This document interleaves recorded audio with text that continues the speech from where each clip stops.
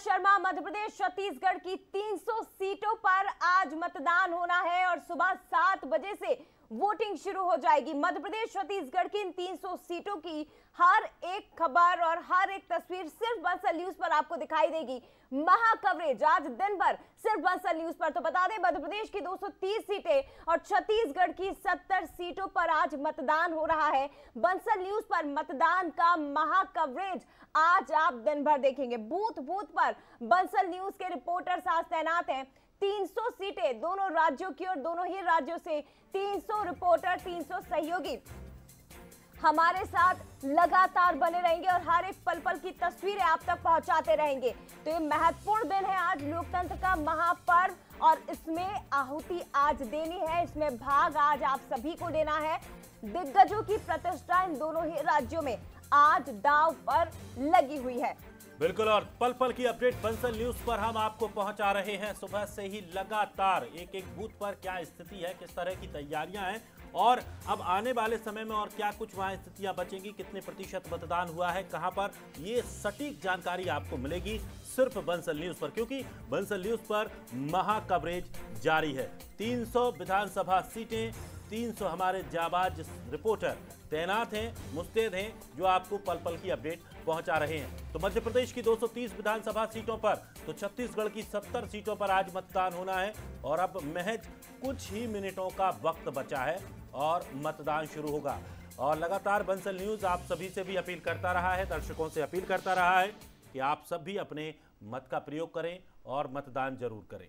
बिल्कुल, अपने मत का प्रयोग जरूर करिएगा। सुबह 7 बजे से वोटिंग शुरू हो जाएगी और अपने अपने क्षेत्रों में पहुंचकर आपको सबसे पहले वोट देना है। सारे काम छोड़ दो, सबसे पहले वोट दो, ये बंसल न्यूज भी अपील कर रहा है। और सीधे रुक करते हैं, अलग अलग जगह पर हमारे सहयोगी लगातार जुड़े हुए हैं। जैसा कि हम बार बार कह रहे हैं, 300 सीटें, 300 रिपोर्टर, हर एक तस्वीर आज नहीं छूटेगी। पल पल की तस्वीर, पल पल का अपडेट आप तक हम आज पहुंचाते रहेंगे।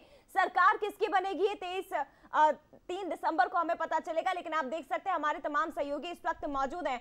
संतोष कृष्णानी आपको नजर आ रहे हैं, पीयूष पारे इस वक्त मुस्तैदी के साथ इंदौर में डटे हुए हैं, वही दूसरी तरफ दीपक आपको नजर आ रहे हैं स्क्रीन पर। और संतोष का मैं रुख करना चाहूंगी। संतोष, कुछ ही मिनटों का समय बचा हुआ है, 7 बजे से वोटिंग शुरू हो जाएगी। जरा तस्वीरें दिखाइए, किस तरह की तैयारी और क्या कुछ आप देख पा रहे हैं। हर पर्व की शुरुआत बाबा महाकाल के आशीर्वाद से होती है और बाबा महाकाल के दरबार से होती है।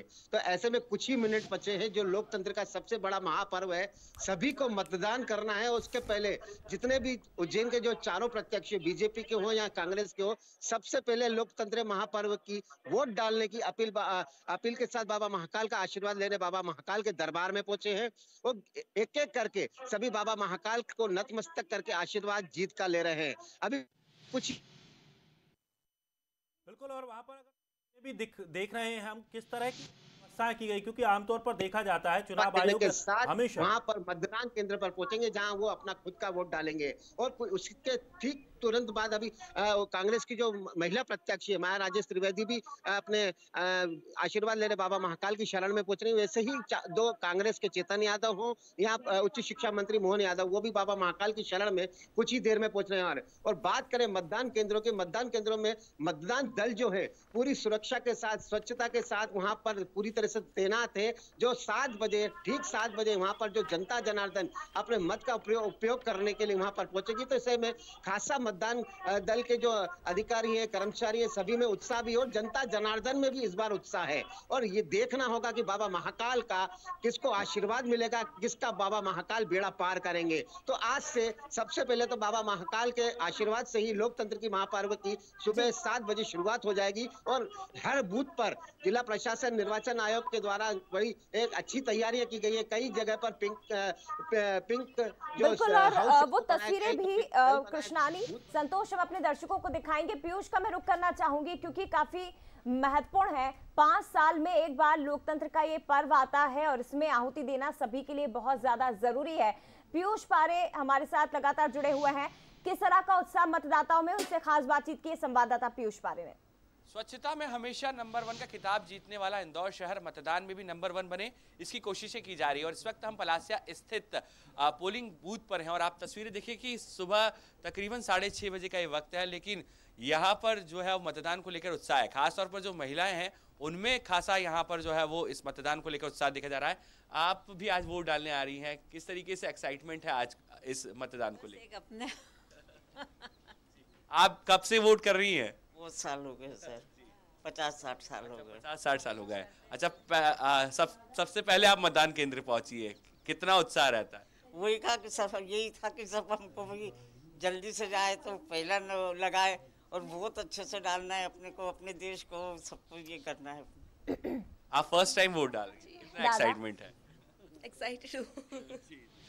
फर्स्ट टाइम वोटर्स होते हैं, क्या कुछ आप थीम लेकर चलते हैं? हम ये नहीं पूछेंगे आप किसको वोट डालेंगे, लेकिन क्या कुछ दिमाग में चलता है, कैसा होना चाहिए हमारा जनप्रतिनिधि? किन चीजों को लेकर जाती हैं? सोचती हैं आप लोग कि विकास का मुद्दा हो, डेवलपमेंट हो, रोजगार का मामला हो? डेवलपमेंट हो, एजुकेशन के अकॉर्डिंग। आप किस तरीके से देखती हैं, क्या कुछ होना चाहिए? पूरा ही देखती हूँ। हर चीज आप देखते हैं? हाँ, हर तरह से अच्छा होना चाहिए। तो ये देखिए, आज यहाँ पर मैं कहूंगा कि ये 3 पीढ़ी है शायद, मुझे ऐसा लग रहा है। जी हाँ, ये बड़ी हमारी मम्मी जी और मेरी दोनों बेटियां। चलिए, ये देखिए लोकतंत्र की बड़ी खूबसूरती। आप भी फर्स्ट टाइम डालेंगे आज वोट?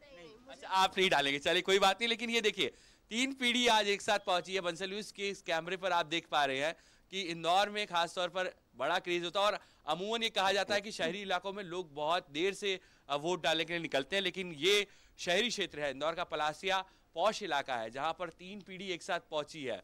दादी जी हैं, उनके साथ में जो मम्मी है और उनके जो बेटियां हैं वो वोट डालने के लिए यहाँ पहुंची है। और वास्तव में अगर बात की जाए तो यही कहीं ना कहीं लोकतंत्र की खूबसूरती है। तो आप भी निकलिए अपने घरों से और मतदान केंद्र पहुंचिए, अपने मताधिकार का प्रयोग जरूर कीजिए। धीरज पगारे के साथ पीयूष पारे, बंसल न्यूज, इंदौर। तो ये बेहद खूबसूरत तस्वीरें हैं दिनेश, क्योंकि देखिए बिल्कुल। और उत्साह आप देखिए, और अभी 7 भी नहीं बजे, सबसे उसके अच्छी बात पहले ही यह सब है पहुंच जया जाएंगे। कि इंदौर सफाई में नंबर 1, बिल्कुल। तो मतदान में भी नंबर 1। और क्योंकि यहाँ के कलेक्टर ने भी बीड़ा उठाया हुआ है कि मतदान में हमें नंबर 1 आना है और उसी दिशा में कदम उठाए गए। जो जागरूकता अभियान चलाए गए थे वो दिखाई भी दे रहा है। 7 बजने से पहले ही लोग मतदान केंद्रों पर पहुंचना शुरू हो गए हैं। और एक बार फिर से आपको बता दें कि ठीक 7 बजे वोटिंग शुरू हो जाएगी। मतदान से जुड़ा हुआ हर एक पल पल का अपडेट बंसल न्यूज पर आपको दिखाई देगा। और नरेला से विधायक और इसके साथ ही प्रत्याशी हैं बीजेपी की ओर से विश्वास सारंग, उनसे खास बातचीत की है दीपक द्विवेदी ने, सुनिए। पूजा पाठ कर ली है और अब बड़ा असर आज रणभेरी बज रही है। निश्चित रूप से जीत के संकल्प के साथ भगवान का आशीर्वाद, हमारे माताजी पिताजी का आशीर्वाद लेके निकले हैं। खेड़ापति हनुमान जी महाराज की कृपा है, प्रचंड बहुमत से जीतेंगे। सर, आज जनता से क्या अपील करेंगे? पूरे प्रदेश भर में मंत्री हैं, विकास और कल्याण के लिए वोट दिया जाए जी। सर, कितने प्रतिशत इस बार लग रहा है वोट? क्योंकि पिछली बार प्रतिशत भारतीय जनता पार्टी जीतेगी। ये हमारे साथ मंत्री विश्वास सारंग थे, जिनका कहना है कि 100% तक भारतीय जनता पार्टी जीतेगी। माता पिता का पूजन किया है उन्होंने, भगवान का पूजन किया, उसके बाद अब वो जनता के बीच भी जाएंगे। बंसल न्यूज के लिए वीडियो जर्नलिस्ट डिम्पल के साथ दीपक द्विवेदी, भोपाल। और चलिए ये तस्वीरें भी आपको दिखाएं हमने कि किस तरह की अब तैयारियां हो रही हैं। मतदान का महा कवरेज लगातार जारी है, तो सुबह से ही तैयारियां हो चुकी है। अब महज कुछ ही मिनट का वक्त बचा है जहां मतदान शुरू होगा। ये तस्वीर आप देखिए, जहां नरेला से प्रत्याशी विश्वास सारंग, जहां वो अपने पिताजी के सामने उनसे साफ तौर पर ये तस्वीर आप देखिए, जहां वो अपने पिताजी को, तो देखिए नरेला से प्रत्याशी विश्वास सारंग और उनके पिताजी आपको नजर आ रहे हैं, स्वर्गीय पिता, जिनका आशीर्वाद लेते मंत्री विश्वास सारंग दिखाई दे रहे हैं। और हमेशा हमने देखा है कि अपने माता पिता के आशीर्वाद, उनके सानिध्य में ही वो हर काम की शुरुआत करते हैं। और ये पहला चुनाव है अब उनका कि इससे पहले लगातार वो अपने पिताजी का आशीर्वाद लेते रहे थे। हाँ। और इस बार उन्होंने कहा भी था कि इस बार पिताजी साथ नहीं है, और इस मौके पर पिताजी के नाम पर काफी वो भावुक भी नजर आते हैं। बिल्कुल बिल्कुल। फिलहाल ये तस्वीरें देखिए, तैयारियां पूर्ण हो चुकी है। 6:40 का समय, ठीक 7 बजे वोटिंग की प्रक्रिया शुरू होगी। और एक बार फिर से आपको बता देते हैं, और देखिए हाई प्रोफाइल सीटें मध्य प्रदेश और छत्तीसगढ़ की भी आपको बता रहे हैं। 3 दिसंबर को नतीजे सबसे पहले, लेकिन हाई प्रोफाइल सीटें कौन कौन सी, ये इस वक्त ग्राफिक्स के जरिए आप देख सकते हैं। 2018 का चुनाव और उसके बाद 5 साल बाद 2023, इन 5 सालों में बहुत कुछ बदला है। मध्य प्रदेश ने काफी बदलाव देखा, सरकार को बदलते देखा, प्रत्याशियों को बदलते देखा और इसके साथ ही 2018 की अगर बात कर लें तो एक बार फिर से जानकारी दे दें कि 2018 में 230 सीटें थी, 114 कांग्रेस ने जीती और इसके साथ ही बीजेपी ने 109 सीटें जीती थी। लेकिन 2020 में परिस्थितियां बदली, समीकरण बदले, उपचुनाव हुआ और उसके बाद बीजेपी के खाते में 127 सीटें आ गई और कांग्रेस महज 96 सीटों पर सिमट कर रह गई। ये वर्तमान स्थिति आपको बता रहे हैं।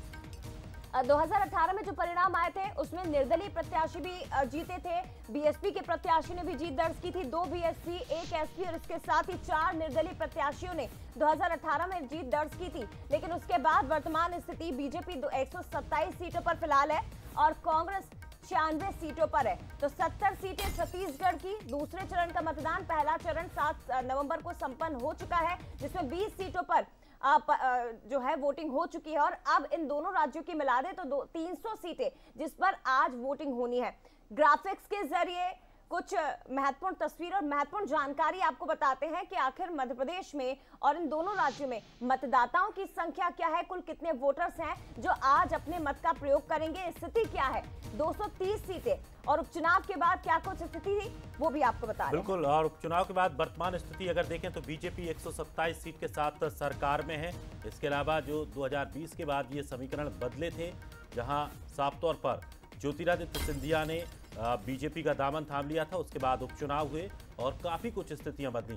लेकिन सबसे बड़ी बात यह है कि जिस तरह से स्थितियां बदली उसके बाद कुछ ऐसी सीटें रहीं जहां पर सीधा सीधा इसका प्रभाव पड़ा है और उसका असर अब 2023 में भी देखने को मिल सकता है। यानी कि जो प्रभाव वाली सीटें थी जो पहले सिर्फ कांग्रेस के पक्ष में थी, उन सीटों पर जहां बीजेपी अब काबिज है तो वहां पर स्थितियां देखना भी बड़ा दिलचस्प होगा, क्योंकि जिस तरह से चेहरे बदले हैं